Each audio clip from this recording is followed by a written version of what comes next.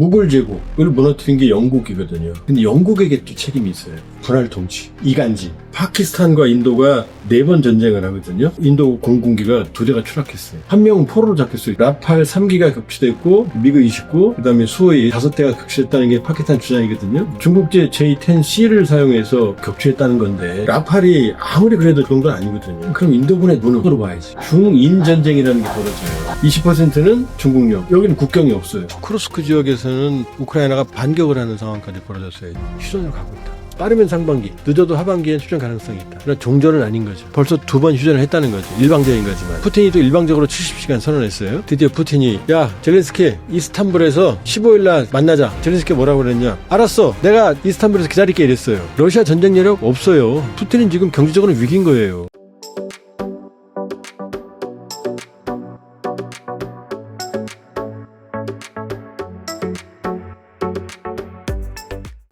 이거는 뭐 어마어마하게 복잡하기 때문에 역사가 일단 크게 보면 이 무굴 제국을 무너뜨린 게 영국이거든요. 네. 무굴 제국이 현재의 파키스탄, 네. 아프가니스탄 일고, 그 다음에 인도 전역, 그 다음에 방글라데시, 이거 전체를 장악하고 있던 대제국이거든요.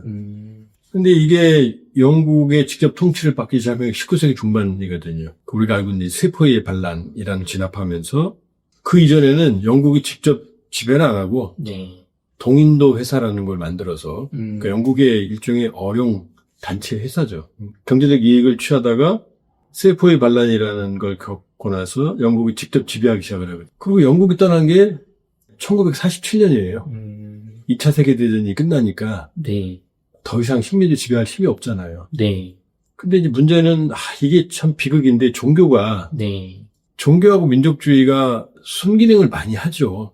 근데 이게 또 끔찍한 이 적대적 징후, 이게 역사에서 너무 많거든요. 네. 그것만 계산하면 손익분기점 계산해 보면 정말로 종교하고 민족이 얼마나 많은 일을 했는지 의아할 정도. 물론 종교가 없다면은 인간의 이런 고통, 고뇌, 생로병사 설명이 안 되죠. 의지가 안 되죠. 또 민족이 없다면 이 우리를 보호해주는 삶의 단위, 정체성 이런 게 또 존재하지 않죠. 네. 근데 이제 이게 적대적으로 충돌하는 경우가 너무 많거든요. 그 전형적인 게 인도거든요. 왜냐하면 무굴 제국의 특징이 뭐냐면은 절대 다수가 힌두교를 믿는 사람인데 네. 인도는 사실은 불교의 발원지라고 할 수 있지만 불교는 거의 소멸됐거든요.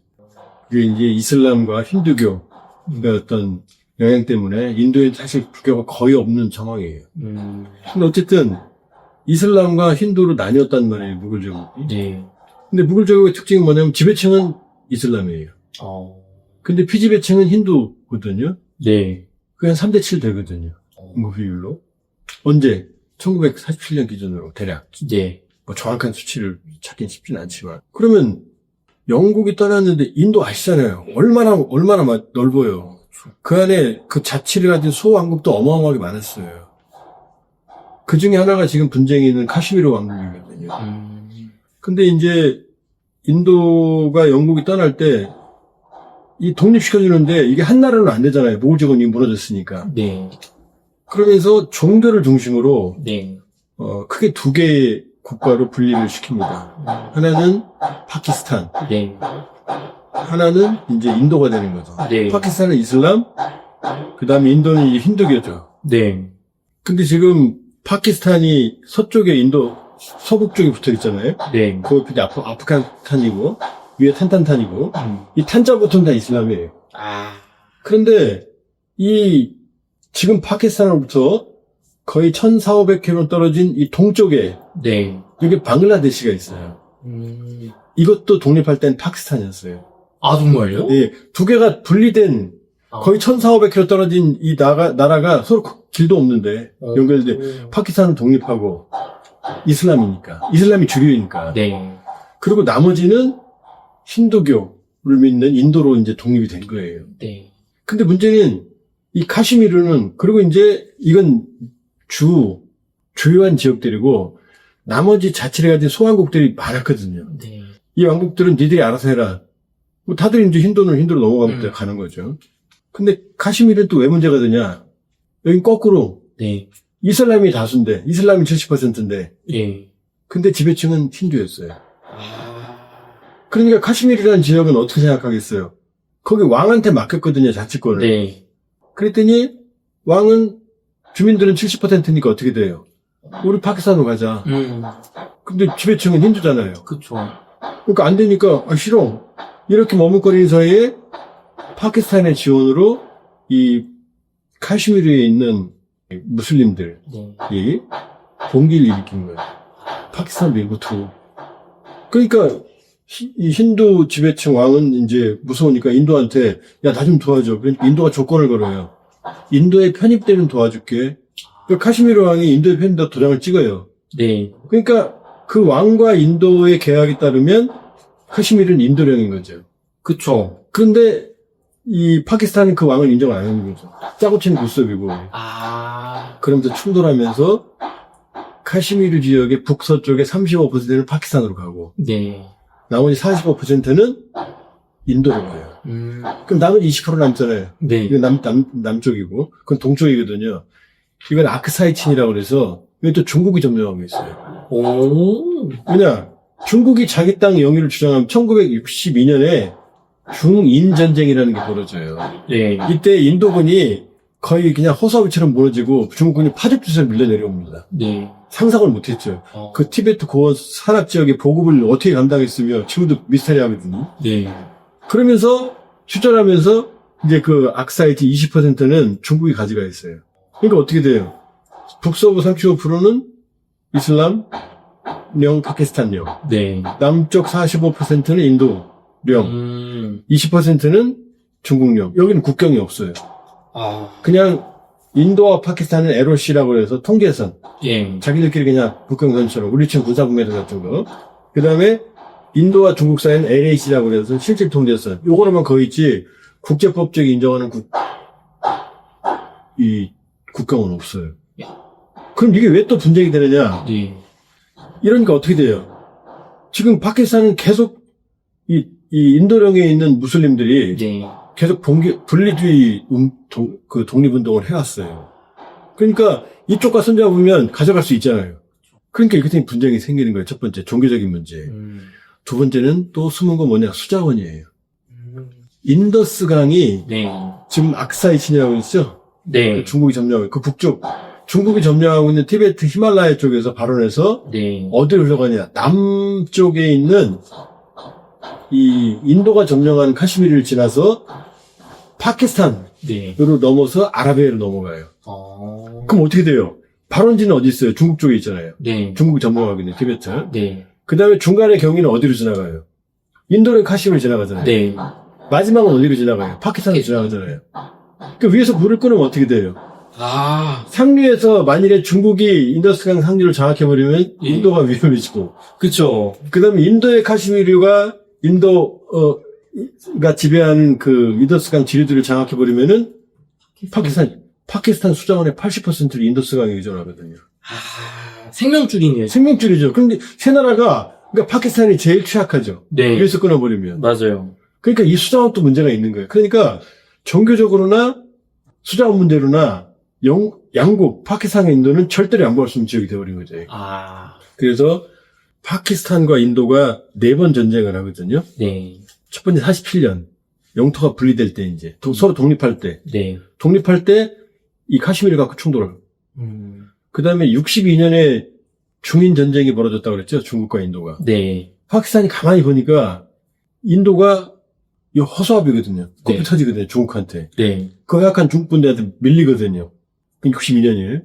65년에 그거 보고 있다가 준비해서 쳐내려와요. 이게 두 번째, 65년에. 그 다음에 세 번째 전쟁은 71년에 있는데, 이건 동파키스탄 독립전쟁인데, 이건 나중에. 그 다음에 1999년, 가깝죠? 예. 카길 전쟁. 이것도 카슈미르예요. 네 번 전쟁이 있는데, 3번이 카슈미르예요. 그 다음에 2019년에도 카슈미르 지역의 인도령에 있는데, 이슬람 분리주의자들이 테러를 해서 36명의 인도 경찰이. 근데 이때 인도가 파키스탄을 공습을 해요. 전면전 할. 근데 인도 공군기가 2대가 추락했어요. 한 명은 포로로 잡혔어요, 조종사가. 인도의 치욕이죠. 아. 이번에 2025년 4월 22일 사건도 동일해요. 네. 카슈미르에 있는 관광지, 네. 이슬람 무장단체들이 인도인들, 비무슬림계만 골라서 26명을 사살해요. 그러니까 인도가 어떻게 돼요? 7일부터 신도르 작전이라고 해서 파키스탄을 공습한 거예요. 근데 이번에 또 논란이 되고 있는 이제 뭐 라팔이 떨어졌네. 이게 또 비슷한 데로 번지는 거예요. 자, 그럼 인도랑 파키스탄이 4번 전쟁, 그 중에 3번이 카시미르, 최근 2번 분쟁 모두 카시미르잖아요. 네. 그러니까 어제 오늘 일이 아니죠.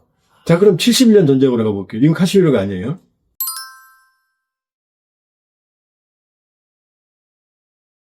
아까 1947년 독립할 때 네. 이쪽 서쪽에 있는 파키스탄과 동쪽에 있는 동파키스탄도 나뉘어져 있다고 그랬죠. 네. 이 동파키스탄이 인구가 많아요. 서파키스탄보다. 그런데 모든 자원과 통제권은 서파키스탄이 가지고 있었어요. 그러니까 동파키스탄은 항상 불만이었죠. 네. 그럼 투파라면 어떻게 되겠어요? 인구가 많다고 그랬잖아요. 네. 동파키스탄이 이겼을 거 아니에요. 그쵸. 그랬더니 서파키스탄에서 동파키스탄에 있는 사람들을 대규모로 학살합니다. 정황을 없애버리려고. 그러니까 이슬람끼리 전쟁이 벌어진 거예요. 그러니까 그러면 이제 어떻게 돼요? 인도는 어떻게 돼요? 적의 적은 적이잖아요. 그쵸. 그러니까 적의 적은 치고잖아요. 치고죠. 그러니까 1970년에 동파키스탄과 나중에 방글라데시와 네. 서파키스탄이 내전을 벌이는데 이때 인도가 개입을 해요. 그래서 동파키스탄을 전적으로 지원합니다. 그러면서 파키스탄이 여기서 패배해요. 그러니까 방글라데시는 어떻게 했어요? 이슬람이지만 인도하고 친해요. 그쵸. 독립시켜줬어요. 그러니까요. 지금 어떻게 돼요? 지금 어마어마하지. 역사적 복잡하죠? 야, 이게 실타래가. 터프를 내려가 보면 그럼 이 책임은 누구에게 있느냐? 아까 말씀드렸던 민족주의와 종교주의의 극단적인 이게 원인이죠. 네. 근데 영국에게 또 책임이 있어요. 영국이 1857년부터 네. 아마 제 기억이 1857년에 세포의 반란 진압하고 직접 점령하잖아요. 네. 자치 이제 직접 직할 체제로 식민지를 갖추는데 인도가 인구가 너무 많잖아요. 네. 영국의 수십 배잖아요. 네. 그러니까 어떻게 해요? 근데 이게 분할 통치, 이간질. 어떻게 해요? 지배층은 이슬람이잖아요. 네. 이슬람이 이제 모든 걸 가지고 있을 거 아니에요. 네. 힌두는 피지배층이잖아요. 네. 인도의 공용어를 영어로 쓰게 하면서 이걸 적극적으로 동화된 게 바로 힌두교도들이에요. 그러면서 힌두교도를 육성해요. 그럼 힌두교도들이 지배층 이슬람을 누를 거 아니에요. 네. 그럼 둘이 독대될 거 아니에요. 네. 요 정책을 펴요. 그러면서 커진 게 바로 인도 국민회의고 그 슈퍼스타가 간디예요. 독립의 아버지. 그러면서 인도 국민회의 간디는 이쪽 인도 국민회의 영국에 협력을 합니다. 네. 그러면서 영국을 받아들여요. 그러면서 2차 세계대전까지도 다 참전합니다. 조건은 뭐예요? 인도 자치령을 준다요. 근데 2차 세계대전 끝나고 나서도 안 주니까. 이제 점차 1차 세계대전 지나면서 인도 국민회의는 이제 거꾸로 영국에 저항할 수 있는 조직이 되고요. 그러니까 영국은 어떻게 해요? 이번엔 거꾸로 이슬람 세력을 키워요. 그러면서 이슬람 연맹을 육성을 시킵니다. 네. 여기 이제 아까 간디라고 그랬잖아요. 네. 여기 이슬람 쪽에 슈퍼스타가 누구냐? 파키스탄 공국의 아버지 무함마드 알리 진나예요. 그러니까 이 양쪽이 이제 이슬람과 힌두로 어떻게 돼요? 결집을 하는 거죠. 네. 이미 두 앙숙 세력을 만들어. 안 그래도 종교적으로 분쟁인데 네. 영국의 통치 체제 때문에 두 앙숙 세력이 생겨버린 거예요. 세력도 생겼고 갈등의 골도 역사적으로 계속 쌓여 있겠네요. 그러니까 이제 첫 번째 비극은 어디냐? 야, 힌두교 다수 지역은 힌두 국가, 예. 파키스탄 다수국가 파키스탄 이렇게 분리해버렸잖아요. 예. 그럼 힌두교의 무려 이 영토 분할을 수천 년 된 인도 제국의 분할을 영국이 떠나면서 한 달도 안 되는 기간에 영토를 분할해버려요. 야, 우주간의 기간에. 이게 그러니까 엉망이라면 좀 그렇지만 예. 자세한 갈등들이 해결이 안 될 거 아니에요. 땅 한 평만 가지고 서로 싸우는데. 그러면 자, 영토를 분할하니까 어떻게 돼요, 이제? 종교적인 증오가 커져 있고. 네. 힌두교 지역에 살고 있던 이슬람은 파키스탄으로. 파키스탄으로 분할된 지역에 살던 사람들은 이 힌두교 쪽으로. 예. 이쪽으로 넘어올 거 아니에요. 이 과정에서 이동하는 과정에 서로 죽이고 추구해요. 이때 서로 학살극이 벌어져요. 그 다음에 카시미르에서의 또 학살극. 이러다 보니까 인도와 파키스탄이 이제 증오. 얘기했잖아요. 4번의 전쟁. 네. 47, 65, 71, 1999 4번 이건 전면전이에요. 그 다음에 2019년 분쟁, 이어서 2025년 분쟁 여기까지 온 거예요. 근데 이게 또 어디로 연결되느냐? 네. 아마 눈치채셨겠지만 지금 인도의 힌두 민족주의, 모디가 이 대외적인 강경한 민족주의를 정치에 활용을 해요. 그러니까 파키스탄과 중국에 대해서 강경한 정책을 펼치면서 집권 기반을 강화해요. 파키스탄은요. 파키스탄의 민정이지만 사실 군부가 실권을 가지고 있어요. 군부가 또 파키스탄 민족주의, 이슬람 민족주의를 활용을 해요. 지금 이번에 겉으로 보도 보면 파키스탄 정부가 육군 참모총장 무니르 참모총장한테 전권을 부여하거든요. 네. 참모총장한테. 왜냐, 이 사람이 실세력이에요. 앞에 있는 정치인들은 사실은 좀 심하게 말하면 허수아비거든요. 끝없는 쿠데타가 파키스탄.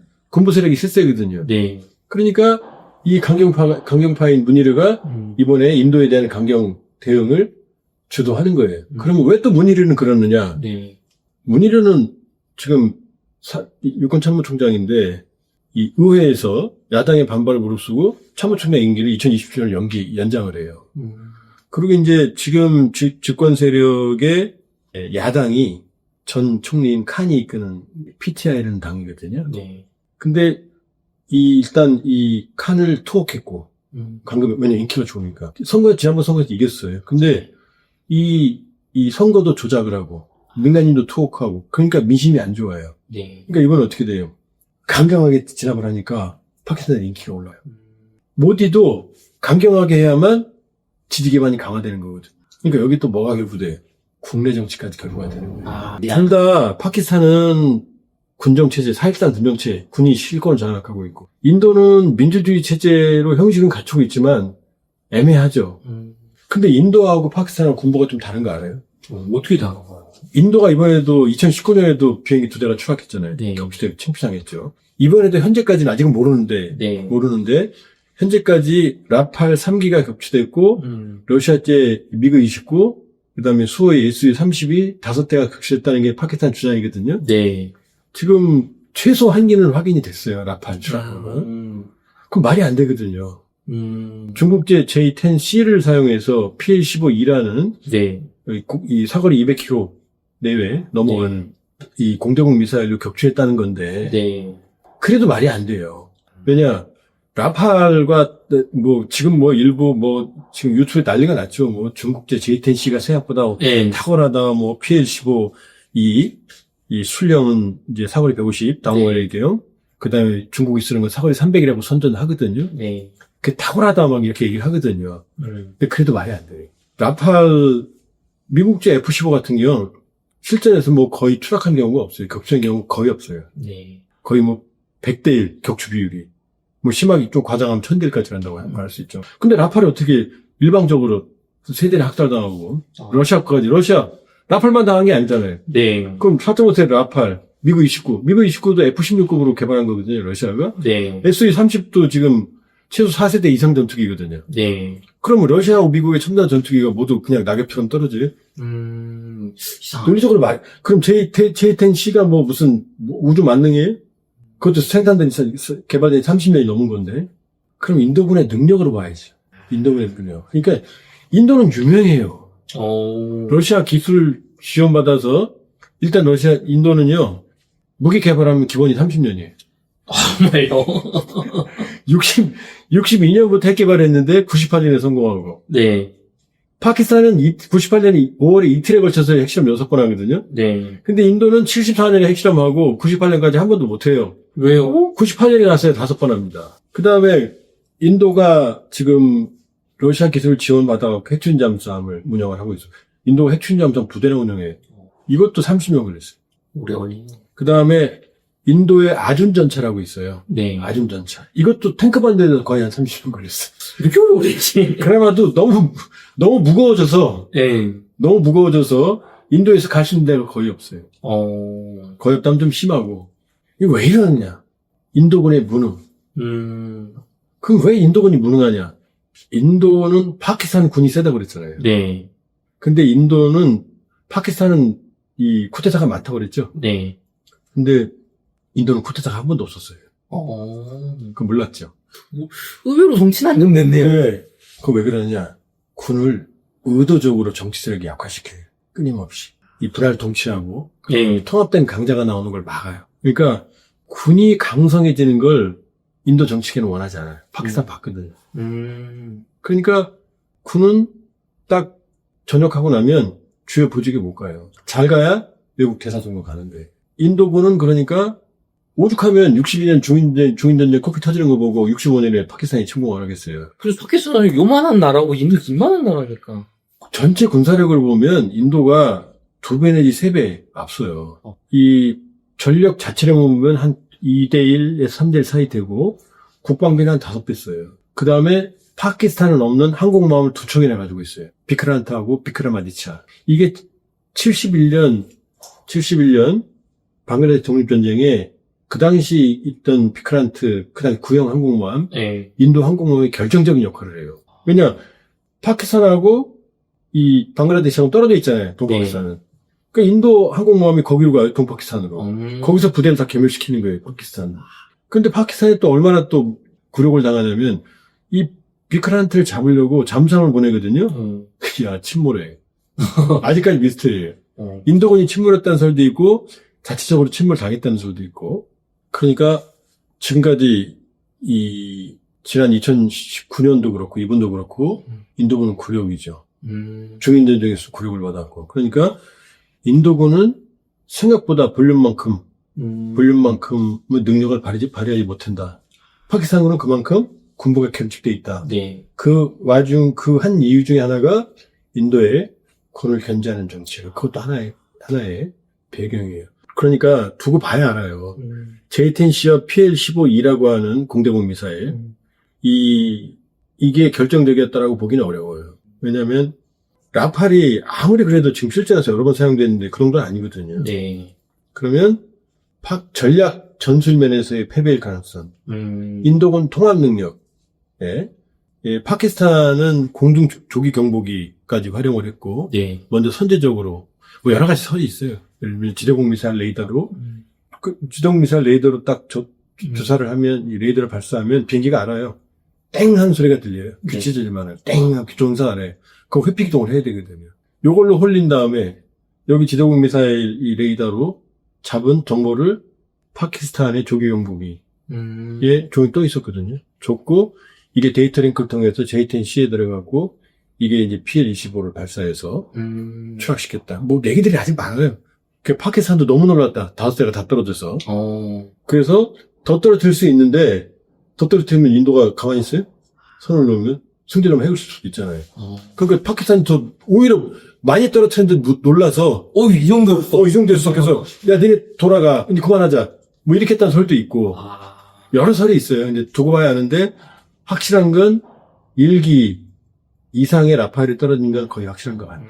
뭐 CNN 보도에 따르면 뭐 프랑스 라팔도 인정했고 미국도 인정했다고 그러는데 이거는 다시 말씀드리지만 이런 것도 이제 중국 분들이 싫어하겠지만 J-10C PL-15의 성능이 우수하다는 게 입증이 됐지. 이것만은 아니다. 그럴 리가 없다.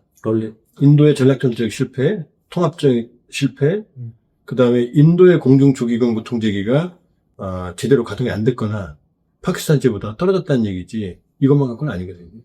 이스라엘이 중동전에서 F-15나 이런 비행기들로 지금 아랍 비행기들 그냥 정말로 100대 200대 1 수준으로 격투시킬 때도 그 F-15라는 비행기뿐만 아니라 공중조기경보 통제기나 여러 가지가 종합적으로 가동된 거거든요. 그다음 조종사의 기량 이렇게 봐야 되기 때문에 좀 복잡하다. 그러니까 이제 인도와 파키스탄이 전격적으로 휴전에 합의했어요. 11일 날. 그러나 아직은 모른다. 아직은 모른다. 아직 인도가 그 말씀은 안 드렸는데 인도가 비군사적 조치를 취한 게 인더스강 물줄기를 막아버렸어요. 차단했어요. 그게 핵심이라고 했잖아요. 네. 그걸 막아버렸단 말이에요. 이걸 안 풀면 또 충돌할 수 있는 거죠. 물론 인도도 계속 막을 수는 없어요. 왜냐면 막아놓으면은 이게 상류에 홍수 통제가 안 되거든요. 가질 수가 없고 더 피해가 커질 수가 있거든요. 그러다 한 번에 또 열어버리면 아래쪽 파키스탄에 홍수가 나버리고 그러니까 적정한 순간에 열어는 줄 텐데 지금 인도가 테러를 당해서 공격했는데 오히려 라팔까지 떨어졌잖아요. 그럼 모디 총리가 정치적 위기에 몰릴 거 아니에요. 그럼 여기서 끝낼 수 있겠어요? 뭔가 얻어야 되지 않을까? 그렇죠. 그러니까 일단 너무 놀래서 지금 라팔도 조사에 들어갔거든요. 라팔이 왜 떨어졌는지 지금 프랑스한테 치명타거든요.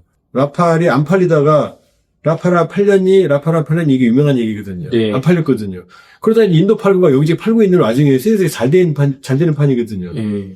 거기다 미국과 EU가 이제 나토가 등지면서 라팔이 더 많이 생길 가능성이 생겼는데 코피가 터지니까 얼마나 창피해요. 그러니까 라팔은 이유를 찾아야 되는 거죠. 네. 라팔의 문제가 아니라는 거. 그러면 이런 문제가 다 해결이 되면 라팔을 활용해서 오히려 거꾸로 파키스탄을 칠 수도 있는 거죠. 현재적으로. 아직 가능성 남아있어요. 이대로 끝나기에는 인도가 너무, 이게 사실이라면, 네. 라팔 세대, BB-19, 그 다음에 SU-30, 이게 떨어졌다면, 이제 머리가 복잡해지죠. 이거 떨어질 때, 지금 시진핑은 어디 갔어요? 모스크바 갔잖아요. 네. 그 푸틴 기분이 어떻겠어요? 미국 19 떨어져. 미국 SU-30 떨어지고. 기분 나쁘죠. 그러니까 지금 상황이 복잡해요.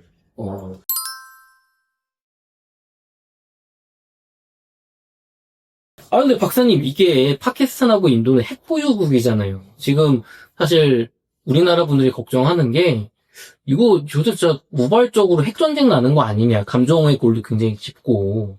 예를 들어서 지금 98년 둘 다 공식 명실상부한 실질적 핵보유국이거든요.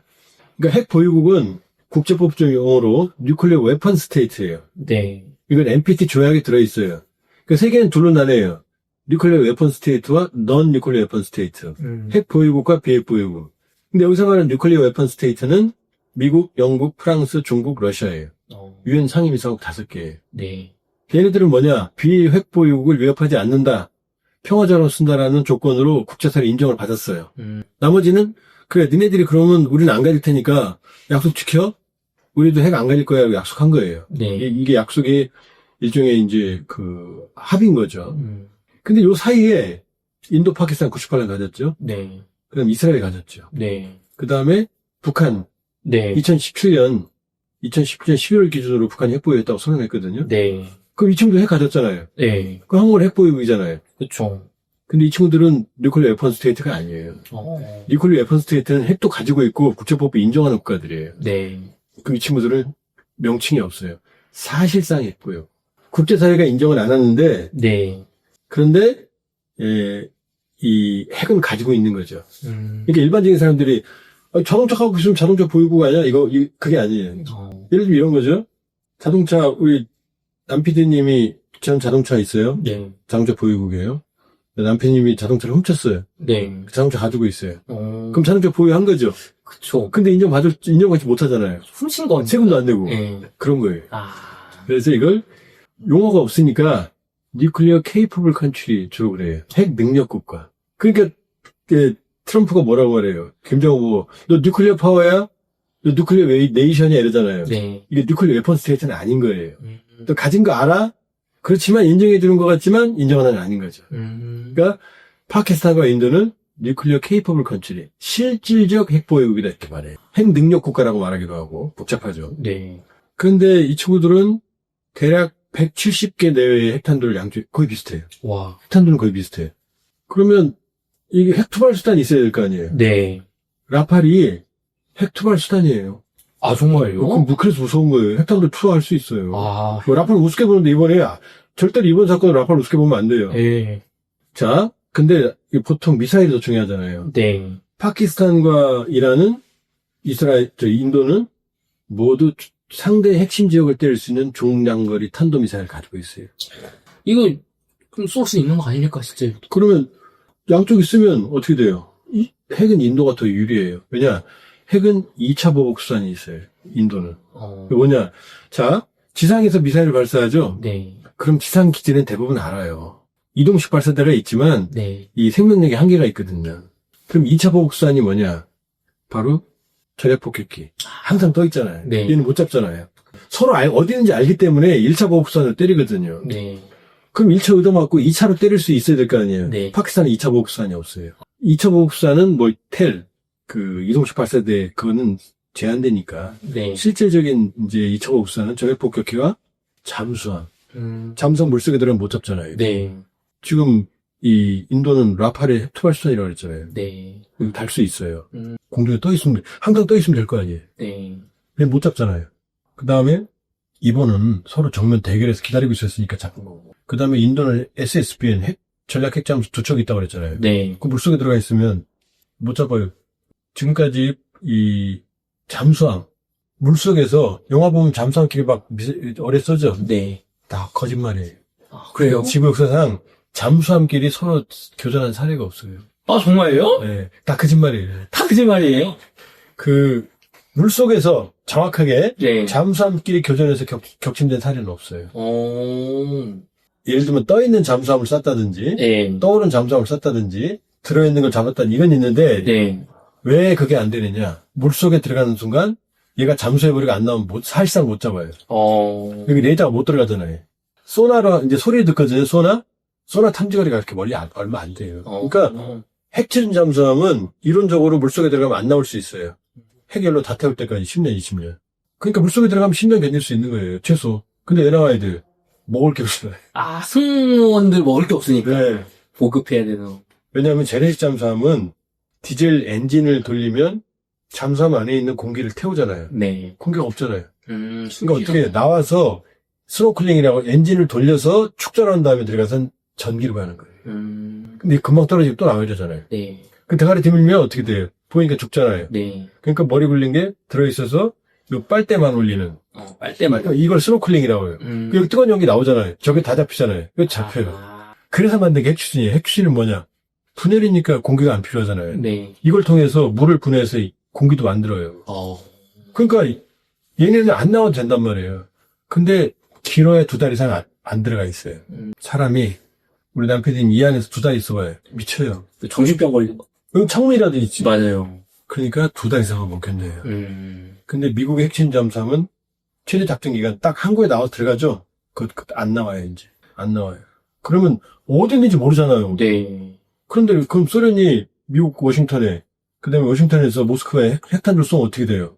얘네들이 지금 물속에 들어있잖아요. 네. 그 다음에 전략 폭격이 항상 떠있어요, 냉전기에는. 네. 얘네 떠있으니까 못 잡잖아요. 그쵸. 발사하니까. 자, 얘기가 길어졌는데, 파키스탄은 이게 없잖아요. 핵추진 잠수함이 없잖아요. 네. 라팔처럼 핵투발 수단도 없잖아요. 그러니까 핵탄두는 똑같지만, 네. 파키스탄이 만약 핵공격한다 그러면은, 인도는 똑같이 당하진 않죠. 2차 보복 수단이 있으니까. 그러니까, 절박하면 쓸 수는 있겠지만, 핵전쟁이 일어나면, 공멸을 하는데, 인도가 유리하죠. 일단 땅덩어리 더 넓고, 몇 배 넓고, 2차 추발 수단이 있고. 네. 파키스탄은 알죠. 그러니까 먼저 쓴다고 떠드는 거죠. 거기다 또 하나, 상대방 수뇌부만 제거하면 되거든요. 네. 수도권만 공격하면 될 거 아니에요. 제거하면 될 거 아니에요. 네. 이런 게 좀 숨어 있어요. 그러니까 지금까지 1945년 히로시마 나가사키 유엔 핵탄두가 떨어진 적 없죠? 네. 그것 때문이에요. 쓰는 순간 나도 죽으니까. 나도 죽으니까. 그럼 핵전쟁의 가능성은 여전히 높지 않다라고 보시는 거죠? 핵전쟁의 가능성은 양측은 언제나 있죠. 왜냐, 양측은 타협할 수가 없어요. 그러니까 한쪽을 왜 쥐도 구석에 몰리면 고양이 문다고 그러잖아요. 네. 그러니까 양측이 항상 어떻게 도망갈 구멍을 터줘야 돼요. 아까 지금 공중전 지금 인터넷에 떠도는 시나리오 중에 하나가 네. 파키스탄이 5기를 격추시키니까 더 이상 공격 안 했다고 그랬잖아요. 네. 더 이상 공격하면 개멸되면 어떻게 돼요? 이때는 쓸 수밖에 없지. 무너지니까 권력이. 네. 자존심이 무너지니까. 거꾸로 인더스 강물을 야 그래도 우리 물은 손대지 말자라고 합의한 게 인더스 협약이거든요. 네. 언제나 지켜왔어요. 이번에 지금 막았거든요. 인도가 지금 코피 터졌는데 라팔 세대 미그 29, SU-32 다섯 대가 다 떨어졌다면 네. 아직은 더 확인해 봐야 돼요. 지나가면 다 얘기 다른 적이 많아요. 그러면 이제 그러나 확실한 건 인도 측 피해가 컸다는 거 라팔빵이 이런 거 확실하거든요. 코피 터진 상태에서 수연했거든요. 그럼 인도 여론이 어떻겠어요? 이게 알려지면. 뭐 하는 거냐. 언론 통제를 하는데 알려지면 인도는 회복을 해야 될 거 아니에요. 네. 그것도 어떤 짓을 할지 몰라요. 지금 휴전을 했지만. 그러니까 인도도 자존심이 회복돼야지만 되는 거지.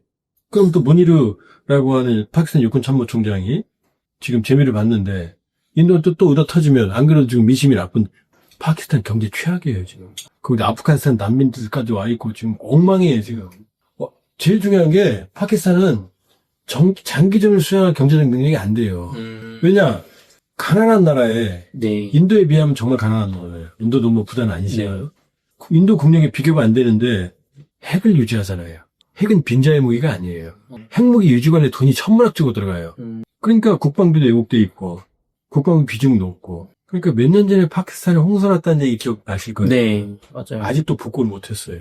돈이 없어서요. 돈이 없으니까. 국방부에 들어가지, 여기 핵에 들어가야 되지. 아, 그러니까 뻥뻥뻥 치지만 지금 사실은 장기전 능력은 없는 거죠. 전쟁이 일어나면 두려워하죠. 근데 밀리면 죽으니까. 그쵸. 정권 이룰 정권 유지가 돼야 되니까. 모디 역시 이 강력한 힌두 민족주의, 대외 강경책으로 지금 주권을 이어가고 있는데, 네. 그러면서 이제 자기네 실리를 찾아가면서 경제 발전을 추구하고 있거든요. 근데 이 민족주의와 종교, 극단적 종교 원리주의자들 앞에서는 경제는 의미가 없어요. 굶어도 적으니까. 여기에 이제 여론 휩싸이면, 네. 양쪽이 또 이 두 가지 여론에 휩싸이면 모르죠. 그러나 지금 이번에 중국이 J10C 제의받으면 신날 거 아니에요. 네. 신나지 않아요. 왜요? 왜냐? 본인들도 J10C의 능력을 알고 있고, 그러니까 보여준 건 좋지만, 이게 비하되면 어떻게 돼요? 이게 비하되면 인도가 어떻게 되겠어요, 이제? 더 첨단 무기 사드릴 거 아니에요? 네. 군비 경쟁이 될 거 아니에요? 그쵸. 중국이랑도 그러면, 지금 그 카시미르 그 인근에 판공호라고 있어요. 네. 호수. 네. 여긴 지금 호수 중간이 경계거든요. 여기서 중국군과 인도가 수시로 틈만 나면 싸워요. 몽둥이를 들고 싸워요. 나왔을 거예요, 아마 뉴스에. 맞아요. 왜 무기를 쓰면은 서로 큰일 나니까. 네. 몽둥이, 그건 막 사상자가 발생하거든요. 여기도 화약고예요, 지금. 그러니까, 여기도 언제 터질지 모르고. 왜냐, 중국이 떠들면 어떻게 돼요, 인도에서. 인도에 지금 반중국 감정이 굉장히 강하거든요. 그 다음에 지금, 그러니까, 인도하고 중국이 국경 분쟁은 네. 또 있어요. 이제 이쪽 카시미르 지역의 판공호수, 이게 라다크 지역이 있지만, 이건 동쪽 분쟁 지역이고, 서쪽 분쟁 지역이고, 동쪽에 방글라데시, 있는 그쪽엔 아루나찰 프라데시라고 또 거대한 지역을 인도가 실효 지배하고 있어요. 중국은 이거 인정 안 해요. 양쪽 두 군데가 지금 언제 살릴지 몰라요. 야. 그러니까 지금 중국도 이게 기분 좋은 일만은 아닌 거예요. 중국제 무기가 인도를 박살냈어? 그럼 인도 감정이 어떻겠어요? 우리하고 또 지금 무관한 전쟁이 아닌 게 인도가 우리 세계적인 명품 자동차 K9을 수입해 갔어요. 네. 그걸 제일 많이 보고 있거든요. 네. K9도 지금 사용되고 있는 거예요, 지금. 야. 이 분쟁에, 이 중국, 파키스탄, 인도의 분쟁에. 네. 그러면 인도는 어떻게 생각하겠어요? 이번에 많은 교훈을 얻었을 거 아니에요. K9은 지금 중국제 이 자주포를 압도하거든요. 네. 인터넷 보면 뭐 무슨 K9도 뭐 어마어마하게 부서졌다 그러는데 그건 제가 보기엔 근거를 찾기 어려운 거거든요. 네. 그럼 이제 인도는 군비 증강에 박차를 가겠죠. 왜 터졌냐, 우리가. 조기 경보기도 첨단을 들여올 거고. 라팔도 저렇게 당할 이유가 없는 게 스펙트라라고 하는 자체 방어 시스템이 탁월해요. 네. 그리고 원래 라팔은 밀접하기로 유명한 비행기예요. 앉아서 이렇게 당할 이유가 없어요. 이유가 있을 거예요, 생각해보면은. 그러면 시스템 고치겠죠. 그러니까 중국은 조용히 있는 거죠. 그냥 J10C판 청도항공사 주가만 막 올라가는데 그것도 제가 보기 부질없는 짓이에요. J10C가 지금 뭐 4세대 전투기인데 아무리 개량을 해서 지금 5세대, 6세대로 넘어가는데 지금 뭐 중국 분들이 무슨 뭐 KF-21을 또 뭐 이제 뭐 물 먹었다고 그러는데 그럴 리는 없고요. 그러니까 중국 입장은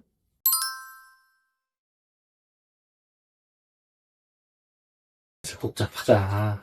이게 단순히 인도 파키스탄 전쟁이 아니라 중국과 인도의 또 전쟁으로 또 갈 수도 있는 그런. 왜냐면 인도 입장에서는 왜냐면 이번에 지금 이것도 뭐 확인을 해봐야 되는데 지금 라팔도 사거리 200km인데 미티아라는 미사일을 가지고 있거든요. 네. 공중전에서 200km 잡아버리거든요.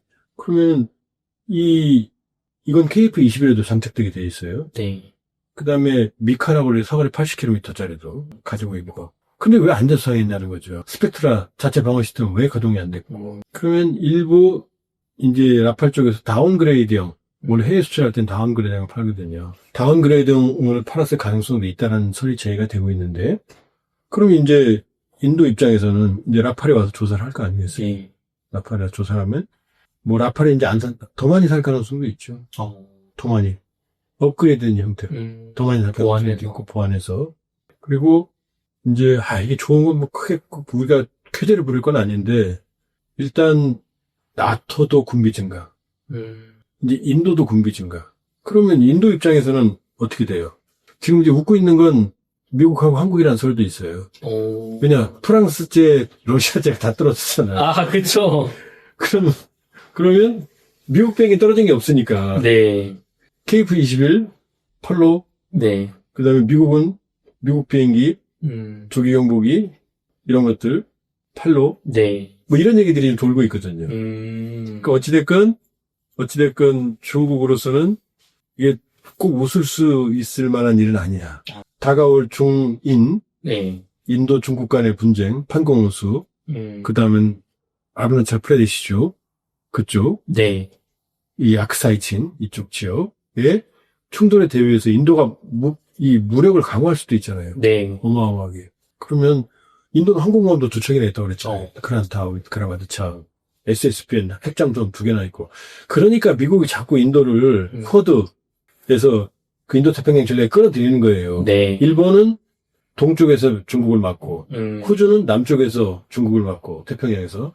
인도양 쪽에서는 인도가 막고, 인도 항공모함 2척, SSB 2척도 견제가 되잖아요. 네. 지금 견제가 되잖아요. 그러니까 인도를 지금 승질나게 했으니 그 배후에 지금 중국이 있다고 생각하고 있고, 네.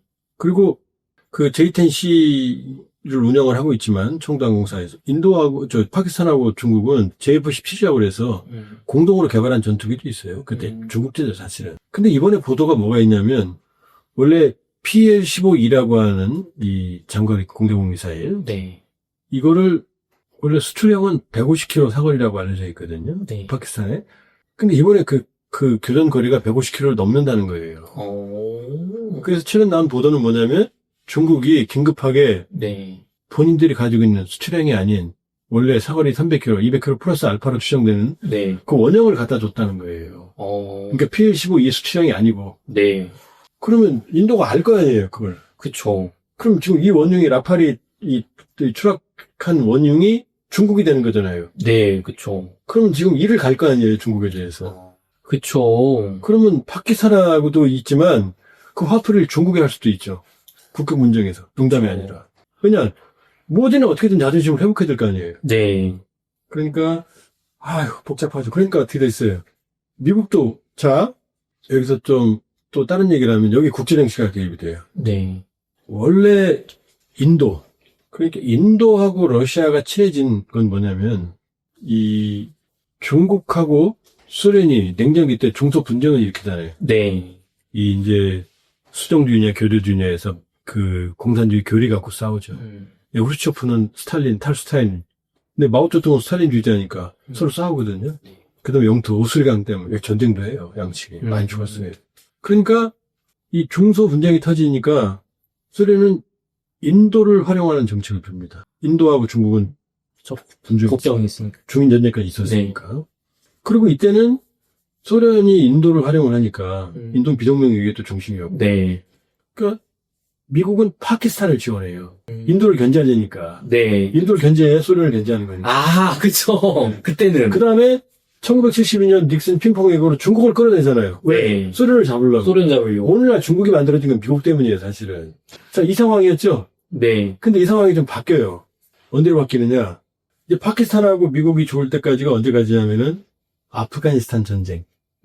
터지니까 아프가니스탄을 지원하기 위해서 파키스탄을 거점으로 무자히딘. 네. 소련과 싸우는 이슬람 저항 세력들을 지원하기 시작합니다. 여기서 소련이 꼭 터지죠. 소련 붕괴한 원인이 아프가니스탄 전쟁이라는 것도 정설이에요. 그러니까 파키스탄하고 친해졌을 거 아니에요. 네. 이게 사실 이슬람 테러리즘의 한 뿌리예요. 이때 어마어마한 무기가 풀리고 각 이슬람 분파들이 자체 무장을 가지고 교리로 무장을 하면서 테러 조직을 성장하기 시작한 거예요. 무수하게. 그러니까 테러와의 전쟁에 빌미를 제공한 것도 미국이다라고 볼 수 있는. 그런데 이제 시간이 지나면서 이제 냉전 시대가 끝났잖아요. 네. 냉전 시대가 끝나니까 중국이 부상하면서 중국은 인도를 견제하기 위해서 파키스탄에 접근해. 1대1로. 그래서 파키스탄은 중국 1대1로의 거점이에요. 옛날 그 카라코람, 실크로드 이런 걸 통해서 고속도로 같은 걸 통해서 어마어마한 식료품들이 지금 중국으로 들어가요. 그리고 중국에서 파키스탄 들어가요. 그 다음에 이 파키스탄의 항구를 네. 통하면은 인도양으로 나올 수 있잖아요. 네. 이게 이 파키스탄 항구가 중국이 탐내는 이미 거의 장악하고 있습니다. 그러니까 미국 입장에서는요. 이것들 봐라. 그러니까 미국하고 파키스탄의 거리가 멀어지죠. 중국 견체되니까. 그러니까 무게가 이제 파키스탄에 F-16도 있거든요. 미국에 사간 거. 옛날에 도와줬으니까. 네. 이게 이제 F-16도 있지만, 이제 JF-17, 미국 가갑작, J-10C, 중국제, 이런 걸 중국제 무기로 무장하는 거지. 지금 이제 파키스탄이 중국제 무기로 바뀌고 있어요. 네. 그러니까 미국은 어떻게 해요? 요것도 봐라. 인도, 쿼드, 니네 일로 와. 중국 너 적 잡아야 되지? 중인전쟁까지 했으니까, 영통전 네. 하니까. 중국하고는 화해가 안 돼요. 그러니까, 인도는 미국이 끌어들인 거죠. 인도 뒤에 미국이 있죠. 네. 그 다음에 또 인도는 전통적으로 러시아하고 친했으니까, 러시아제 무기. 그러니까 지금 항공모함 두 척 있다고 그랬죠? 네. 그게 다 러시아의 기술을 지원받은 거예요. 비크람 마티차는 아예 네. 러시아 항공을 갖다 개조한 거고, 비크란테는 자체에 건조했지만 러시아 지원을 받은 거고, 핵추진 잠수함 두 척도 다 러시아 기술을 지원받은 거예요. 그러니까 이 뒤에 누가 있어요? 파키스탄 된 중국, 인도 된 미국, 그 다음에 러시아는 애매하게 껴있고. 네. 그러니까 이게 이번에 사태가 나니까 미국도 개입했던 것 같고, 이 트럼프 말로 이제 자기들이 중재했다고 그러고, 그리고 왜냐면 여기가 터져버리면 코피 터지잖아요, 지금. 네. 러전제, 중도. 여기까지 터지면 관리가 안 되잖아요. 네. 북한 문제 해결해야 되는데. 그 트럼프 대통령은 마코 루비오, 그 국무장관 포함해서, 그래서 중재를 했다라고 얘기를 하고 있고, 네. 인도는 아니다. 파키스탄이 먼저 손 내밀었다. 자존심 상하니까. 그래서 지금 일찍 휴전한 거다. 그런데 휴전만 했지 합의 내용은 없어요. 아무것도. 지금 뭐 테러리스트 어떻게 할 거고, 사건 규명 어떻게 할 거고, 인도스 협약, 인수강 어떻게 할지. 그러니까 아직은 몰라요. 지금도 LOC, 통제선. 네. 선 계속 그 교전이 일부 있는 것으로 지금 얘기가 되고 있어요. 그러니까 큰 흐름으로 보면 이제 세계 화약고라고 그러잖아요. 카슈미르. 이 세계 화약고가 사실은 보이지 않게 중국이 같이 연루가 돼버린 거죠. 중국이 영토 분쟁인 중국 무기로 네. 파키스탄이 이 인도에 상처를 입혔으니 네. 여기서 인도가 가만히 있겠냐 이거죠. 인도도 가만히 있을 나라는 아니죠. 쉽지가 않죠. 그러니까 지금 일단은 다행입니다. 다행이고. 근데 여러 가지 파키스탄 경제나 내부 문제, 정치 문제, 또 인도 이번에 코피 터진 거, 그 다음에 미국 입장, 중국 입장, 복잡하게 이렇게 일단 휴전을 했는데 불씨는 남아있다. 불신 남아있다. 이번에 넘어가도 이번에 만일에 인도가 손실을 봤다고 판단하면 언젠가는 본인들이 이기는 게임을 한 번 더 할 거예요. 전면전은 뭐 가기는 어려워도. 그렇다면은 지금 요 파키스탄 뒤에는 중국이 있고 인도 뒤에는 미국이 있다고 하셨는데 어떻게 보면 인도가 펀치 한 번 맞은 거잖아요. 이게 장기적으로는 미국 트럼프 대통령 그리고 일본 우리나라도 어쩌면 여기 들어가 있을 수 있는 요 인도태평양 전략에서 인도가 조금 더 적극적으로 중국을 견제하게 되는 혹은 감정적으로 더 적대하게 되는 그런 계기가 될 수도 있을까요? 전략적으로는 인도가 쿼드, 인도태평양, 미국의 인도태평양 전략에 좀 더 근접하는, 좀 더 적극적일 수 있는 계기가 될 수 있다, 첫 번째. 네. 그리고 두 번째는 인도가 군비 경쟁. 네. 마음 먹고 군비 경쟁하면 파키스탄이 게임이 될 리가 없죠. 그쵸. 그러니까 인도가 군비 강화를 네. 할 가능성이 있다. 그렇게 보면 일단 인도태평양 전략에 지금 바이든 정부가 네. 우리를 끌어들이려고 했던 게 바로 캠프 데이비드 정상회의거든요. 네. 한미일 정상회의. 미국의 딜레마는 뭐냐면 나토 같은 집단방위 체제가 아시아에는 없잖아요. 네. 인태에는. 이걸 만들고 싶은데 안 되죠. 양자는 돼요. 미일, 한미, 필리핀, 미태국, 미호주 다 되거든요. 근데 이걸 묶는 건 안 된단 말이에요. 유럽과 상황이 다르니까. 그럼 어디를 묶고 싶어 하느냐? 동북아시아 강자 둘, 군사력 강자. 한국과 일본과 미국을 묶는 3자 군사 협력을 하고 싶어 했거든요. 네. 한미는 돼요? 미일도 돼요. 근데 한일이 안 되잖아요. 네. 그래서 윤석열 정부 등을 쳐서 그러니까 윤석열 정부는 오케이 하고 나갔잖아요. 네. 옛날 다 뭐 없던 일로 하자 이렇게 하면 뭐 국내 여론이 반발이 많았죠. 전략적으로 보면 미국 입장에서는 한미일, 그래서 캠프 데이비드 정상회의 끝나고 바이든이 입이 여기 걸렸어요. 나 오늘 정말 행복한 날이야 막 이랬어요. 왜냐? 한미일 군사협력을 지금 훈련도 해요. 한미일 군사협력 합니다. 훈련. 그러면 미국의 힘이 덜 들거든요. 한미일 셋이 손잡으면 중국은 코피 터지는 건 시간 문제고. 그러니까 우리를 이미 끌어들였어요. 인도태평양 전략에. 네. 그러니까 인도 이걸 통해서 미국은 또 어떻게 했겠어요? 저 중국 제목이 허접스러워 봤는데 그럴 게 아니네. 네. 어쨌든 능력은 입증한 거거든요. 네. 아무리 저기 하더라도 중국 전투기 최초의 사드모스의 전투기 격추 사례거든요. 네. 그럼 어떡하겠어요? 군비 경쟁을 더 강화하겠죠, 미국. 중국을 억제하기 위한 미국의 국방력은 지금 뭐 국방비 줄이려고 하지만 네. 트럼프 대통령도 생각은 달라지겠죠. 트럼프 대통령도 중국은 잡겠다는 건 확실하거든요. 미국은 바이든이든 오바마든 트럼프든 모두 다 중국 잡겠다는 게 목표거든요. 네. 그러면은 지금 이번 전쟁은 러어 전쟁도 인민군 파병으로 우리가 연계가 돼 있잖아요. 네. 당장 중국이 인도가 쓰는 K9 자주포 우리가 준 거거든요. 네. 그러면 이게 무기 체계나 문화보나 그 다음에 국제 정세로 보나 이번 인도 파키스탄 분쟁은 우리가 자연히 열릴 수밖에 없다. 미국의 대전략, 인도의 전략, 중국의 전략, 그 다음 군비 경쟁. 군비 경쟁을 하게 되면 가장 빠른 시간에 성능, 가성비 높은 무기를 공부할 수 있는 건 우리밖에 없거든요. 네. 그러니까 이미 경제적으로 초연결 시대지만 이제 안보적으로도 초연결 시대가 됐다는 걸 확인시켜주는 게 이번 인도 파키스탄 분쟁이다 이렇게 볼 수 있어요.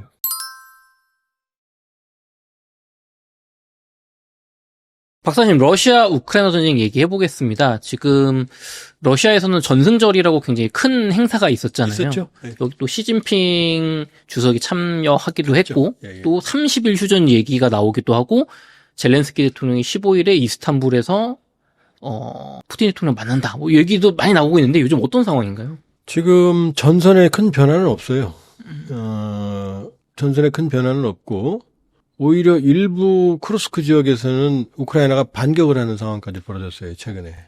그래서 소규모 진전까지 있었거든요. 그러니까 지금 서로 밀고 밀리는 상황에서 러시아가 우세한 상황에서 밀고 밀리는 거지 네. 확 치고 들어가는 일은 없어요. 그렇게 보면 되고.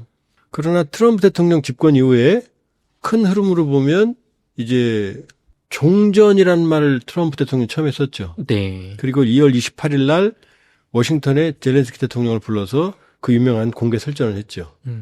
그 이후로는 종전이라는 표현은 안 씁니다. 잘. 휴전이라는 표현을 써요. 이 큰 바뀐, 이 화두가 바뀐 걸 이해하셔야 돼요. 네. 왜냐, 종전이라 하면 전쟁이 완전히 끝나는 거예요. 네. 평화 상태로 넘어가는 거예요. 그래서 종전을 하기 위해서는 평화조약 혹은 종전협정, 종전조약이 필요하거든요. 네. 그러니까 대한민국도 북한과 평화조약, 종전협정이 없어요. 있을 수가 없죠. 그쵸, 아직 싸우고 있으니까 휴전이. 헌법상 북한은 우리 땅인데 네. 그 우리 땅을 인정하면 북한 괴뢰가 다 나가야 되는데 그걸 북한이 인정하겠어요? 그러니까 휴전협정한 다음에 여기까지 오는 거거든요. 네. 왜 러우 전쟁의 종전이 어렵냐면 자, 종전을 하게 되면 첫 번째 조항에서 뭘 합의해야 되겠어요? 뭐 때문에 싸워요, 주로? 카시미르도 뭐 때문에 싸워요? 땅 때문에 싸우죠? 네. 영토를 확정해야 되거든요. 그러니까 종전협정, 평화협정의 제1조가 영토예요. 근데 영토에서 합의가 안 되죠. 왜? 러시아는 우크라이나 남부 지역의 5분의 1, 러시아 영토의 5분의 1, 남한 면적을 차지하고 있거든요. 네. 그리고 이게 원래 자기네 땅이라고 그래요. 이게 여기서 합의가 안 되는 거예요. 왜냐? 국제적으로는 우크라이나 땅이거든요. 역사적으로는 논란이 있을 수 있어요. 네. 그럼 푸틴은 이 땅을 절대로 안 돌려줄 거거든요. 네. 돌려주면 뭐 전쟁 왜 했어 그럴 거 아니에요. 그럼 우크라이나 입장에서는 푸틴은 이 상황에서 여기 도장 찍어. 근데 우크라이나가 도장 찍겠어요? 우리가 5분의 1 땅 남의 나라한테 뺏겼는데 이제 니네 거 인정해 줄게 하고 합의하면 어떻게 돼요? 말이 안 되죠. 네. 그러니까 종전협정, 평화협정은 안 된다. 근데 휴전은 되잖아요. 야 여기서 이제 쉬자. 이건 언제든 할 수 있잖아요. 아, 그러니까 종전에서 휴전으로 바뀌었고 중요한 건 벌써 2번 휴전을 했다는 거죠. 일방적인 거지만. 네. 부활절 30시간 휴전 푸틴이 했어요. 네. 일방적으로. 그때도 소규모 교전이 있었어요. 그다음에 5월 9일 2차 세계대전 러시아 전승절을 네. 계기로 푸틴이 또 일방적으로 70시간 선언했어요. 근데 이제 젤렌스키가 원하는 건 30일 무조건 휴전이었거든요. 네. 그러니까 야 너 기분 나쁘게 왜 네 맘대로 해? 30일에 그러면서 이제 푸틴 전승절에 고춧가루 뿌렸죠. 대규모 드론을 보내서 막 외국 정상들 오는데 시진핑도 오는데 그 실제로요. 세르비아 대통령은 그 드론 때문에 세르비아 대통령 전용기가 아제르바이잔에 비상 착륙했어요. 아, 진짜요? 네, 고춧가루 확 뿌린 거죠. 그러나 대규모 교전은 없었어요. 벌써 2번 자 종전에서 휴전으로 말이 바뀌었고 실제 2번 휴전했죠. 네. 드디어 푸틴이 어떻게 했어요? 11일 날. 야 젤렌스키 이스탄불에서 15일 날 만나자 이렇게 말했거든요. 이거 처음이에요. 그쵸. 푸틴이 젤렌스키는 거의 개무시했잖아요. 예. 직접 만나자 그랬거든요. 네. 근데 이게 러우가 직접 만나는 건지 네. 젤렌스키와 푸틴이 직접 만나는 건지는 애매해요. 네. 그랬더니 젤렌스키가 뭐라고 그랬냐. 알았어. 내가 이스탄불에서 기다릴게 이랬어요. 그럼 흐름이 어떻게 돼요? 종전에서 휴전, 2번 휴전했고 30일 전 제안했고 네. 이스탄불에서 푸틴하고 젤렌스키가 만나면 어떻게 되겠어요? 그날 합의가 없더라도 네. 그러면 어디로 가는 거예요? 약간 휴전 쪽으로. 휴전으로 가는 거죠. 왜냐? 지금 뭐 많은 논란이 있지만 지금 전선 교착 규모를 보면 2023년 6월 전선에서 거의 변화가 없어요. 그러니까 초기에 러시아가 밀고 들어갔다가 그 다음부터는 우크라이나가 회복을 했어요. 그러니까 2023년 6월까지. 네. 지금 현재 전선, 남부 회랑 지역 이 전선. 그러다 2023년 6월에 이 우크라이나는 서방이 지원하는 무기를 갖고 대공세를 했어요. 네. 이 남부 회랑을 뚫어버리려고, 남부 벨트를 끊어버리려고 아조우까지.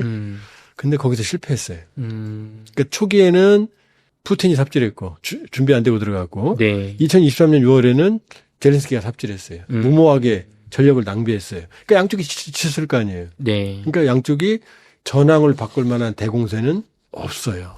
그 이후로는 소규모 교전이에요, 그냥. 네. 그래서 어디서 진격했다, 어디서 뺏었다. 그 다음에 한번 놀랬던 게 지난해 8월 젤렌스키가 거꾸로 네. 남부 회랑은 남만 면적 정도는 우크라이나 영토고 러시아가 침범한 거고 지난해 8월에 러시아의 자존심 쿠르스크 지역을 치고 들어갔거든요. 네. 그래서 여기에 1200제곱킬로미터, 뭐 1300, 1200 소리 많아요. 서울 주변 면적을 우크라이나가 한 2주 만에 장악해 버렸어요. 그 푸틴 입장은 어떻게 돼요? 러시아 전승의 첫 전승의 이 시작이 여기거든요. 쿠르스크거든요. 네. 그러니까 히틀러 몰락이 시작된 게 여기거든요. 물론 이제 남쪽에 스탈린그라드 있지만 쿠르스크 대평원 하면 러시아 그 전승의 상징이거든요. 네. 여길 뺏겼잖아요. 아. 북한군이 여기 간 거예요. 여기에. 그러니까 여기에서 좁은 지역이지만 격전이 벌어졌는데 푸틴 말대로 북한군의 도움을 받아서 네. 여기 거의 100% 이제 탈환했거든요. 그러니까 지금 계속 쿠르스크 그랬죠? 네. 면적은 아주 작았어요. 아. 전체 전장 면적이 1%도 안 됐어요. 근데 여기를 지금 회복했잖아요. 쿠르스크 푸틴 입장에서는. 남부는 이제 진전이 없잖아요. 소모전이잖아요. 네. 그럼 푸틴이 어떻게 해요, 이제? 이제 울고 싶은데 뺨 때려주니까 트럼프가 네. 이제 휴전해야지. 자, 일부 러시아의 정예 병력들이 지금 잔존돼 있다 그러는데 네. 지금 러시아 병력 분포도를 보면 네. 러시아 정예 병력은 다 쿠르스크와 남부전선 쪽에 포진돼 있어요. 음. 정예 병력을 온전해 놓고 국가의 명운을 건 전쟁을 어떻게 합니까? 쿠르스크 자존심인데까지 뺏겼는데 북한군까지 끌어들여가지고. 그쵸. 러시아 전쟁 여력 없어요. 지금 뭐 전쟁 전시 경제로 뭐 3%, 5% 성장, 3에서 5%까지 성장했거든요, 매년. 네. 근데 러시아 중앙은행 기준금리가 21%예요. 엄청 높네요. 그 의미가 없죠. 21% 성장을 하면. 전시 경제는 전쟁 물자 만들어내니까 네. 끝없이 소모하는 거 아니에요. 네. 그게 무슨 경제예요. 일시적으로 그럼 부양 정도밖에 안 돼. 히틀러 때도 경제가 좋았어요. 전시 경제로. 아. 근데 다 그때 어음을 끊어줬어요. 어음을. 그리고 이제 전쟁 끝나면 뭐 딴 나라에서 뺏어다 갚는다는 게 스타일의 생각이었거든요. 네. 그러니까 푸틴은 지금 경제적으로 위기인 거예요. 이게 경제적으로는. 그다음에 젤렌스키는요. 지금 남의 돈으로 전쟁하잖아요. 그쵸. 전체 전쟁 여력의 절반을 남에 의지하고 있거든요. 네. 절반은 자기네. 한 25% 정도는 나토. 핵심 20%는 미국. 여기서 끊어버리면 끝나는 거 아니에요. 맞습니다. 어떻게 전쟁? 그러니까 2023년 6월 대규모 공세 이후 그다음부터는 대규모 공세가 없어요. 쿠르스크 들어간 게 도박이었죠, 사실은. 결과적으로는 푸틴한테 상처를 줬지만 우크라이나의 손실이 크죠. 다 뺏겼으니까 지금. 그쵸. 그 밑에 볼고로드라는 지역이 있거든요. 이것도 러시아 땅이에요. 네. 여기 일부 지금 장악했어요. 일부. 요 정도로 푸틴한테 자존심 지금 상처 주고 있는 정도인데 이거 의미가 없으니까 푸틴 입장에서는 이 정도면 이제 쿠르스크 탈환했으니까 휴전할까? 젤렌스키는 어차피 30일 휴전했잖아요.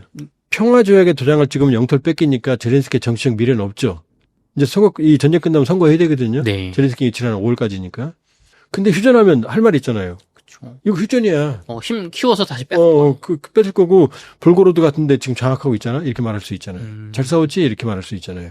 그러니까, 이제 큰 흐름은 휴전으로 가고 있다. 빠르면 상반기. 예.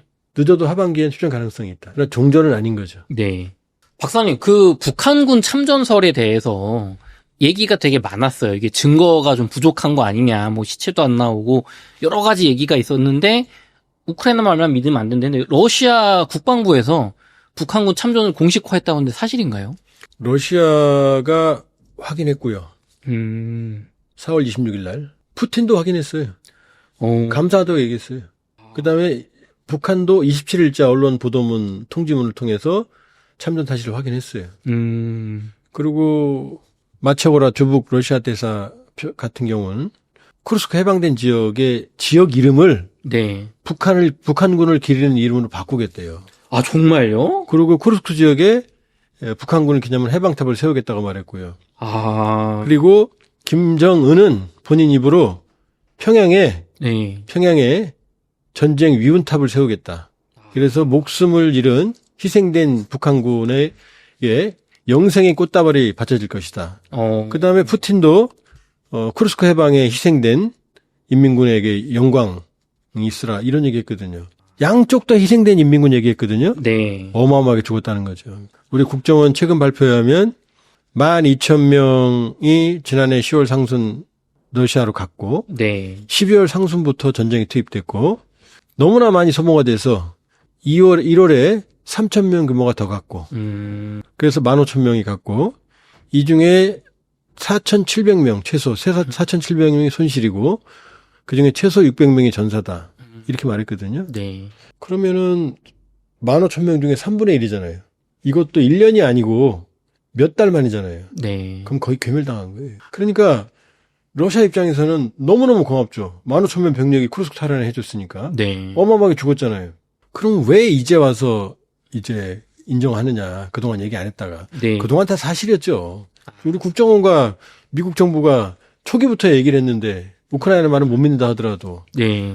우리 국정원 발표가 생각보다 정확합니다. 생각보다 정확해요. 김정일 뇌경색으로 쓰러졌을 때도 금방 사태를 파악했고 2009년 8월에 쓰러졌을 때 네. 김정일이 회복 중에 지금 상태까지도 얘기를 했어요. 뭐 손으로 물건을 뭐 양치질하는 정도까지 뭐 그것 때문에 후유증도 있었지만 그때 김정일이 3년 살 거다. 2011년 12월에 죽었거든요. 그것도 다 예측했어요. 그러니까 우리 국정원이 뭐 과거에 뭐 군사 독재 시절에 그런 어떤 부정적인 이미지가 있지만 지금은 아니에요. 지금 상당히 정확합니다. 그리고 미국도 동의했거든요. 그럼 거의 맞는 거죠. 근데 자꾸 막 아니라고 이게 유튜브 시대에 이게 이 부작용인데 막 그럴듯한 논리들을 가져와서 이제 퍼뜨리면 이제 아니라고 하는 소리가 오랫동안 많았던 거죠. 저는 웅달에서 처음부터 파병됐다고 말씀드렸죠. 네. 그럼 이 시점에 와서 왜 인정을 했느냐? 쿠르스크가 해방됐잖아요. 인민군이 간 1차 목표가 해소가 됐잖아요. 네. 그때 많이 죽었잖아요. 많이 부상당했잖아요. 이 시체들 돌아가야 될 거 아니에요. 네. 그다음에 부상병 돌아가야 될 거 아니에요. 부상병들이 못 돌아가고 있어요, 지금. 왜요? 상위군인들이. 러시아의 상위군인들이라고 그러죠, 완전히. 네. 뭐, 그게 부적절한 용어인가요? 그 북한은 영해군인이라고 그래요. 네. 완전히 신체 장애를 입어서 네. 장애를 입은 분들이잖아요. 그럼 4,700명이라고 그랬잖아요. 네. 그럼 600명은 이제 말이 없을 거고, 네. 이제 부모의 피눈물만 있겠죠. 4,000명이 넘는 사람들은 쩔뚝거리고 갈 거 아니에요. 그중에 상당수는. 네. 돌아가야 될 거 아니에요. 네. 러시아의 부상병들은 북한에 가서 요양받고 온 적이 있어요. 근데 북한군은 못 돌아갔거든요. 지금 격리돼 있어요, 지금. 돌아가야 될 거 아니에요. 그죠, 집으로 가야죠. 그 얘기할 거 아니에요. 때가 된 거죠. 그 다음에 지금 휴전 모드로 들어가고 있잖아요. 그러니까 말을 할 수밖에 없는 거예요. 그리고 전승절 때 사실상 푸틴이 승리를 선언했거든요, 지금. 네. 그러면 이제 북한군에 감사를 해야 될 거 아니에요. 그러니까 이때 양측이 이제 인정을 한 거죠. 공식적으로 그렇죠. 때가 됐군요. 그러면 이제 북한군이 철수하냐? 그건 아니죠. 휴전에도. 왜냐? 우크라이나 영토의 5분의 1 남한 면적을 지키려면 얼마나 많은 병력이 필요하겠어요. 그렇죠. 우리도 DMZ에 MDL 군사분계선에 어마어마한 병력이 있잖아요. 어쩌면 추가 파병될 수도 있어요. 전투 병력은 돌아가고 신규 교대로 더 많은 병력이 파병될 수도 있어요. 요 상황입니다.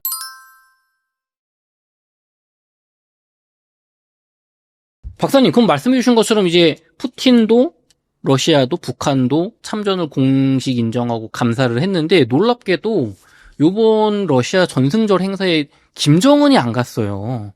시진핑 주석도 갔거든요. 이렇게 끈끈한 사이인데 왜 안 갔을까요? 못 가고 안 간 거죠. 아. 첫 번째는 시진핑 때문입니다. 시진핑 때문에 못 가요, 김정은이? 제가 분석하기에는 이런 네. 거예요. 중국은 네. 이거 좀 자존심 상하는 얘기인데 제가 동의하는 건 아니에요. 네. 이상한 댓글 달릴까 봐. 네. 북한을 속국으로 봐요. 아. 자기 똘마니로 본다 이거죠. 네. 항상 중국이 5천 년 동안 우리를 얼마나 깔봤어요. 그쵸. 조공하라고 그러고 4대. 우리 또 4대도 했잖아요, 사실. 그쵸. 중국 황제 죽으면 막 제사 지내고 국하고 왕까지. 그러니까 중국은 북한을 속국으로 봅니다. 북한은 아니라고 그러죠. 네. 북한은 속국으로 한 적 없어요. 항상 대들었어요. 그런데 시진핑 입장에서 어떻게 돼요? 자기가 갔는데 네. 김정은이랑 시진핑이랑 트럼프랑 푸틴이랑 같이 셋 있을 거 아니에요. 네. 그럼 자기가 동급이 되는 거잖아요. 속국이. 아. 나 기분 나빠. 첫째, 이번째. 두 번째, 이번에 중국이 시진핑이 푸틴을 만난 건 그렇게 즐거운 만남은 아니에요. 아. 왜냐, 유럽에서는 지금 푸틴하고 싸우는 거잖아요. 살상무기 지원해서. 네. 그럼 중국이 물건 파는 데가 주요 시장 중에 하나가 유럽이잖아요. 네. 그럼 시진핑이 가서 푸틴이랑 즐겁게 포옹하면 유럽이 어떻게 보겠어요? 저거 나쁜 놈들 저거. 그 나쁜 놈들이네. 두 악동이네. 그러니까. 네. 그러면 중국이 경제를 살려야 되는데. 그쵸. 그러니까 근데 시진핑 입장에서는 지금 인도 태평양 전략으로 지금 외교하면 좀 몰리고 네. 관세를 몰리고 트럼프는 어떻게든 바이든, 오바마, 트럼프 1기, 바이든, 트럼프 2기 모두 자기 죽이려고 한다는 거 알잖아요. 네. 그럼 든든한 우군이 있어야 될 거 아니에요. 그러니까 전략적 연대를 해서 간 거죠. 아. 어쩔 수 없이 간 거예요, 사실. 네. 그렇게 즐거운 발걸음은 아니에요. 어차피 두 악동이 돼버렸잖아요, 지금. 네. 푸틴은 범죄자예요. 전쟁 범죄로 지금 ICC에 제소돼 있어요. 근데 시진핑은 범죄자는 아니잖아요. 체포영장 발부 안 돼 있잖아요, 지금. 네. 갔는데 두 악동이 돼버린 거잖아요. 그쵸. 근데 여기다 더 나쁜 놈이 한 놈 있잖아요. 누구예요? 김정은이잖아요. 네. 김정은이 가면 어떻게 돼요? 새 악동이 되잖아요, 지금. 그 악동의 이미지가 더 강화되는 거잖아요. 시진핑 입장에서 내가 저들 정도는 아니지 했는데. 그렇죠. 그렇지. 동네 불량배지 범죄자 전과자는 아니죠. 그러니까 시진핑 싫어했을 거고. 그럼 김정은은 못 간 거죠. 시진핑 때문에. 네. 근데 못 간 게 아니고 본인도 안 가요. 왜냐? 김정은은 과대망상증 환자거든요. 세계적인 정치적 위인이라고 표현하거든요. 북한 관영 매체에서. 네. 그러면 이번에 20 몇 개국 정상들이 갔는데 네. 김정은이 가면 어떻게 돼요? 그 중에 하나잖아요. 네. 트럼프하고 만날 땐 전 세계가 주목했잖아요. 아. 그러니까 본인은 전 세계 스포트라이트를 받고 싶어. 푸틴이 지난해 6월에 평양에 갔을 때 전 세계가 주목했거든요. 네. 그다음에 그 전에 9월에 2023년 9월에 바스토신이 김정은이 갔을 때 전 세계가 주목했거든요. 시시각. 김정은 기차 출발할 때. 그러니까 본인은 어때요? 내가 n분의 1이야? 내가 세계를 주름잡는 세계적인 그 스포트라이트를 받는 사람인데 세계를 선도하는 사람인데 내가 그 정도야? 나 안 가. 그 어디서 그 속셈을 알 수 있느냐? 거긴 안 가고 어디 갔느냐? 주북 평양 대사관에 거기 찾아갔어요. 거기서 연설까지 했어요. 가장 친한 분 나의 동지 푸틴에 가면서 나 살아있다 이거죠. 알지? 내가 도와준 거 알지? 그 전날은요. 그 전날에는 북한이 러시아에 지원해준 KN-23 네. 화성국 10형 단거리 탄도미사일 그다음 KN-26, 25 육경거리 초대항방 이거 다 지원했거든요. 빵빵 쏘면 왜 쐈겠어요? 전날에. 저 직전에. 내가 지원한 거 알지? 푸틴 형. 그다음에 그 대사관에 가서는 김정은이 그 대사관에 왜 가요? 급여 안 먹게. 가서 연설까지 했어요. 김계도 데리고 갔어요. 가서 뭐라고 말했느냐. 우크라이나의 나치들 이것들을 침략했기 때문에 우리가 이런 얘기까지 했거든요. 뭐냐 전승절에 자기 존재감은 보여준 거죠. 시진핑 때문에 못 가기도 했지만 김정은이 자존심상 안 갔다. 이제 자기가 스타가 되는 걸 기다리고 있죠. 근데 박사님 그럼 그렇다고 뭐 김정은이 뭐 계속 안 가나요? 이거 뭐 푸틴 안 만나나요? 올해 갑니다. 이게 예측이 아니고. 네. 예측이 틀리면 또 신뢰가 떨어지니까. 네. 크렘린궁을 김정은이 간다고요? 러시아 대통령실에서 네. 올해 외무부에서 올해 김정은이 러시아 방문한다고 공식 발표했어요. 그럼 가겠죠. 아주 특별한 일이 없으면 가겠죠. 그래서 이번에 5월 9일 날 가는 거 아니야? 이런 소리 많았거든요. 근데 우리 국정원이 사전에 국회 정보위 보고를 통해서 안 갈 것 같다. 안 갈 것 같다. 징후를 보니까. 왜냐하면 김정은이 움직이려면 일단 경호팀이 먼저 파견돼야 돼요. 경호에 목숨 걸잖아요. 맞아요. 지 화장실까지 갖고 다니고 생체 정보 때문에. 그다음에 김창선이라는 인물이 있어요. 북한 국무위원회 부장인데 네. 이게 김정은의 집사예요, 집사. 그러니까 이 친구가 먼저 가서 준비를 해야 돼요. 그다음에 최선희 외무상도 미리 움직여서 준비를 해야 되는데 이런 움직임이 없었거든요. 그래서 초기에는 갈 것 같다 했다가 나중에는 안 갈 것 같다. 깜짝 이벤트를 배제할 수는 없지만 안 갈 것 같다가 거의 주된 평가했어요. 박사님, 그러면은 김정은 언제 갑니까 도대체? 오래 갑니다. 올해 가나요? 자, 지금 러우 전쟁은 휴전 모드로 들어갔어요. 확실히. 네. 누구 때문이죠? 트럼프. 트럼프죠. 트럼프 집권하고 트럼프가 음. 그럼 트럼프가 중재해서 러우가 휴전으로 가는 그 그림이잖아요. 네. 그러면 러우 전쟁이 휴전하면 트럼프 대통령은 분명히 러시아에 대한 제재를 일부 해제해 줄 거예요. 네. 경제적 목적도 있고 푸틴과의 프렌드십도 있고 그러면 푸틴은 사실은 빚지는 거죠. 그럼 트럼프는 지금 누구 만나고 싶어 하죠? 김정은 만나고 싶어 하잖아요. 자, 중동도 이제 사태 거의 끝나가요. 격화는 안 될 거예요. 네. 마무리 수순이에요. 러우 전쟁이 휴전돼요. 남은 건 어디죠? 김정은이잖아요. 아, 이게 트리플 크라운이었거든요. 네. 인도 파키스탄은 뭐 미국 책임은 아니니까. 네. 그러면 이제 러우 전쟁, 중동 이게 진정되면 트럼프는 반드시 김정은을 만나려고 할 거고 지금도 계속 러브콜 보내잖아요. 네. 그럼 만나는 장소가 마땅찮아요. 트럼프가 평양을 간다? 그럼 뭔가 갖고 와야 되잖아요. 김정은이 미국 못 가고 비행기 없으니까. 네. 그렇다고 또 사이가 안 좋아진 시진핑 비행기 너 타고 싱가포르 간다? 그것도 말이 안 되고. 하노이 기차 타고 60시간 엉덩이 아프게 갔다 왔는데 어제 가는 거 하나도 없고. 그럼 어디서 만나지? 제일 좋은 데가 블라디보스톡이에요. 러시아. 여긴 이미 김정은이 2번이나 갔거든요. 그 다음에 김정은이 기차로 갈 수 있잖아요. 그쵸. 그 다음에 푸틴은 매년 9월이면 블라디보스톡에 와야 됩니다. 왜요? 동방경제포럼이라는 게 있거든요. 신동방정책, 극동을 키우려는 푸틴의 야심이기 때문에 네. 여기 항상 오거든요. 그래서 2023년 9월에 바스토친이 갔을 때도 푸틴이 블라디보스톡에 왔을 때예요. 9월에. 그거 9월이었어요. 그러면 9월에 푸틴은 어차피 오잖아요. 네. 그 김정은이 가는 거죠. 트럼프가 오는 거죠. 여기. 아. 그러면 푸틴 중재로 김정은과 트럼프가 블라디보스톡에서 만날 가능성을 배제할 수가 없죠. 9월이면 시기적으로 좋고. 그쵸. 휴전하고, 러우전이 휴전하고. 아니어도 만난다면 블라디보스톡의 가능성이 상당히 높다. 시기가 달라도. 그러면 자 동방경제포럼 계기 9월로 하면 푸틴 시기도 맞고 네. 푸틴 중재로 김정은 트럼프가 만나면 거꾸로잖아요. 네. 트럼프 중재로 러우 젤렌스키 푸틴 이번엔 푸틴 중재로 김정은 트럼프 만나면 자 푸틴하고 트럼프 이제 김정은은 이제 절친됐잖아요. 네. 나의 가장 친한 뭐 동지 그러니까. 그다음에 푸틴은 트럼프하고도 프렌드십이 있잖아요. 그럼 셋이 케미가 맞잖아요. 셋이 다 특징이 좀 악동 이미지가 있네. 그러고 보니까. 야, 이게 이렇게 연결이 되는군요. 그럼요. 그 가능성이 저는 개인적으로 상당히 높다고 본다. 어떻게 보면은 러우 전쟁 휴전과 북핵 문제 해결은 어떻게 보면 연장선으로 가는 거네요. 그렇죠. 그렇게 되면 트럼프 입장에서는 러우, 중동, 김정은까지 만남까지 성사시키고 모종의 합의를 도출하면 네. 어디로 가요? 노벨 프라이즈, 노벨 평화상으로 가는 거죠. 전 세계 전쟁을 다 끝내는. 오매불망 원하는 트럼프가 노벨 평화상 진심이라는 거 여러 번 보도됐잖아요. 뭐 교황 사진 자기 합성까지 하는 인물인데 맞아요. 그 평화상 타면 얼마야 이제 의외로 경제는 성과가 나기 쉽지 않을 가능성이 높아요. 후유증이. 근데 벌써 원포인트 뭐 인도 파키스탄 아직 애매하지만 휴전 협상을 주선했다고 트럼프가 말하잖아요. 네. 그럼 원포인트 딴 거예요. 이미. 어쨌든 신속하게 해냈으니까. 네.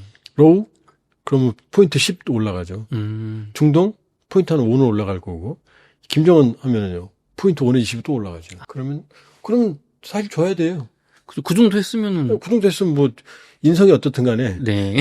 줄 수 있죠. 평화에 기한 거니까. 그러니까 트럼프 김정은이 블라디보스톡에서 만날 가능성 푸틴 주제로 푸틴이 올 수도 있고 안 올 수도 있겠죠. 네. 오겠죠 가능하면. 그 그림이 그려지면 트럼프 좋고 푸틴 좋고 김정은 좋고 다만 그 합의가 북한 핵을 인정하면 우린 짜증나고 그렇죠. 이런 그 합의가 한반도 평화에 도움이 되는 합의가 나왔으면 하는 그런 바람인 거죠. 우리 정부의 또 외교력이 중요하겠네요. 예, 예.